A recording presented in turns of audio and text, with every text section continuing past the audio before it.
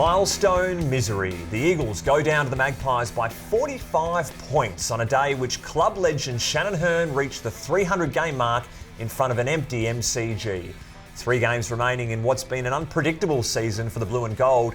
An 8-day break precedes a Monday night matchup against the top 4 Demons at home. Welcome to Eagle Review, proudly presented by Stake. Stake lets you buy Uber shares as easily as ordering Uber cars. Plus, they don't charge commission on trades. Find Stake in the App Store today.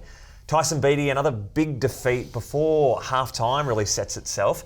The Magpies set season highs in a few tallies. It was disposals, the efficiency in which they used it, and marks. So for 2021, 167 marks was the most of the year. It's the 9th most ever.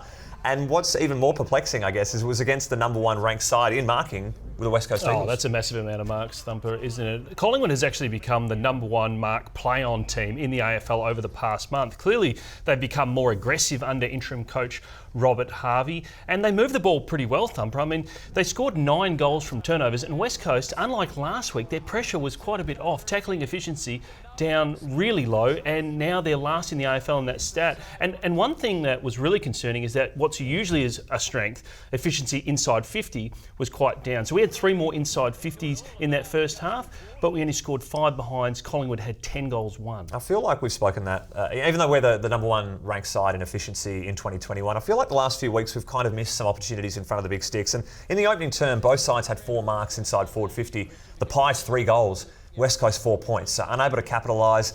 West Coast just 2 goals from 31 entries in the first 3 quarters and 1 point from their defensive chain, so they just couldn't get the ball movement that the Magpies were replicating on the other end. The 19 points to 3-quarter time, that's our lowest since 2004. We weren't doing anything like this in even the spoon year of 2010. Yeah, and our average losing margin, Thumper, this year is 37 points. That's been a concern. We've lost 4 out of our last 6, and we lost this one to the 16th team on the ladder. Here's what Adam Simpson said post-game. They made the most of theirs. We missed our shots. And then the second quarter was disappointing, really disappointing. It was defensively poor. Offensively, there was some poor decisions made as well. And then we chased our tails the rest of the day. So, yeah, a really disappointing day altogether. What was the message at half-time? You won the second half. What was the message there? Run. Start running. Start defending better. Work together. But I thought the Pies used their brains more than we did as well with their ball movement. And we didn't. So... Yeah, so we gave them some clarity at half-time, but we shouldn't need to. We're better than that, so we walk away disappointed. We'll learn from it, like we do always, but we're going to review it. Probably a little bit of guilt for a player that's served us so well for so many years, and he played his role again today. So we're disappointed on his behalf, and disappointed for our members and fans on how we played. So. Yeah, we need to reflect on it, and we need to learn, and we need to get better real quick. So, Thumper, obviously a lot of disappointment for a club great. Yeah, such unfortunate timing. And he would have hated the build-up, Shannon Hurn. He's not an egocentric man. He just wanted to get out there and play the game, and it's so tragic that it ended in this way. And a damning comment from the coach saying that there was a bit of guilt from the players. Unbelievable. You can imagine the scenes in the change rooms would have been quite grim after the game. You've got to tip your cap to some players that certainly held their heads up high at the end of the game. Andrew Gaff finding it 33 times in a losing side. He fought hard all day for 6 score involvements. There weren't that many scores going around, so good effort. I thought Cripps applied tremendous pressure in the front half, slotted his goals when he needed to. Waterman racked up a fair bit of footy around the ground. Natanui did his bit in the ruck against a quality ruckman in Grundy. They both had their moments. He did no harm in his Worsfold medal chances on the weekend, but ultimately they failed to capitalise and cement themselves in 7th position, TB. Yeah, I think Nick Nat played really well. I mean, he had a game-high 10 clearances, so he was pretty consistent on the day. You mentioned the back-to-back John Worsfold medals. There's only 3 other guys that have done that in the history of the club. Ben Cousins, Glenn Jakovic, and most recently, Elliot Yeo. So a good chance that Nick Nat could go back-to-back. You talk about Jack Redden coming back into the side for the first time in a few weeks, and he was pretty good, had quite a few pressure acts. But a bit of concern when Tim Kelly left the ground for treatment treatment. He did return. Hopefully he'll be okay going into next week.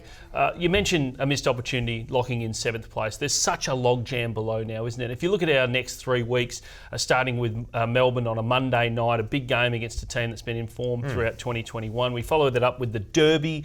A huge derby. We've had all these consecutive victories over them. And then the last game against Brisbane, scheduled for the Gabba. Who knows if that moves? Yep. But 3 massive weeks for the footy club. 100%. Simo was asked post-game, any of these players in your Barras, Ryan, Shuey looking like returning, and the short answer is unlikely. You look at the injury report, they've all got about 1 to 2. You're going to get lucky to get one of them back. So it's again pulling levers from your Waffle performance. They won on the weekend. They were able to get up over the line.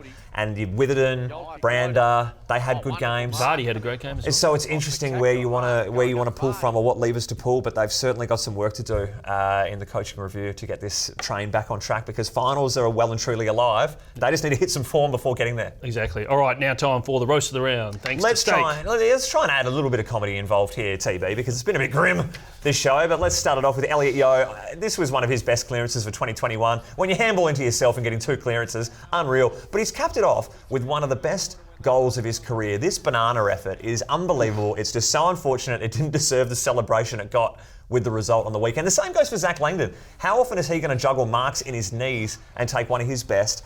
Well done, and we'll give you plaudits on the show. All right, roast to Bianco here at half-time, Thumper. Plays on, and there's the siren. But please, they kicked 10 goals for the first half anyway. They've had enough. They've had enough. Now, Anthony Hudson, one of the greats of commentary in AFL, got a little bit tongue-tied on this one. Bit of a wild card, and Hearn doing what he's done so many times for his magnificent 3-hat game career, using the ball beautifully by foot. Now, before we get to the winner, Thumper, we're going to roast probably the biggest organisation we've ever roasted before, BBC Sport. No one's safe. The Giants, yes. Now, look at this tweet they put out here late in the game between the Australian Matildas versus Team GB. Team GB on the brink of an Olympic semi-final.